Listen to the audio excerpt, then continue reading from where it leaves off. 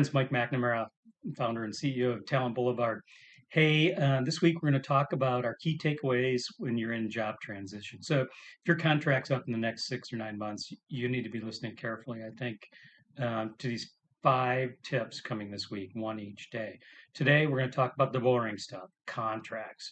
So you're going to have at least one contract, like an employment contract, right, with your employer. It's going to be a 2 or 3 year deal. And then you're going to maybe be looking at a talent agent contract. So there's a couple nuances about both of those that you need to know. So first off, raise your hand if when you send your contract to the attorney, you're actually sending it to your dad. And your dad reads it and your dad doesn't like it. But you take it back, you ask the questions, and the recruiter or the news director says, "Hey, I can't do anything about that. It's non negotiable." Well, yes and no. Everything's negotiable, but in a contract, there's policy issues and there's terms. The terms are all negotiable.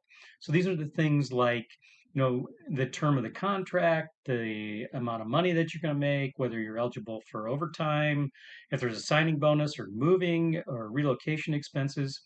All of those things are negotiable. The one thing that I do not like in the employment contracts, and I'm seeing more and more of it, is the first right of refusal or the last right of refusal, where your employer wants a chance to say, "Hey, we'll match that offer and you can stay here." Well, it's I've seen that. Everybody gets riled up about that. I don't like the terms. I've seen 3, 6 months after.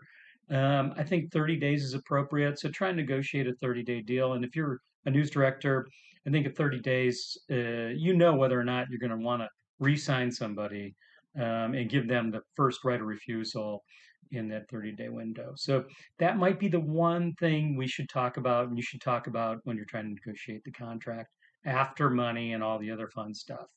So the other thing I want to talk about is agent contracts. What's really important about the agent contract is that it doesn't really sync up with your employment contract lots of times. And it's assignable, meaning if your agent leaves, you're going to be assigned a new agent. And whether you like that guy or not, you're stuck with them for the life of your contract. And the other thing is, it's a continuous contract. So if you take a job at your favorite station in Philadelphia or Boston, and you continue in a similar role, and your contract comes up and it's renewed, you're going to continue to pay the agent as long as you're there, and it falls under the agent's agreement. So make sure you understand that it's assignable and that it's continuous. And agent contracts and employment contracts are legally binding. You don't want to pressure test these. I've ran an organization where we had non-competes and early outs. And do we litigate against all those that broke contract? No, but did we litigate against 75% of them and win 90% of those?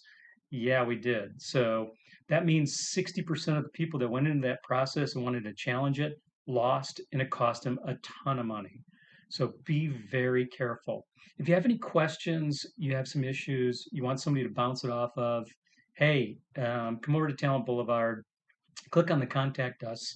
It'll eventually get to me and I'll help you through it. So there we are. It's Monday Motivation Contracts. Talk to y'all soon. Have a great afternoon, evening. Bye.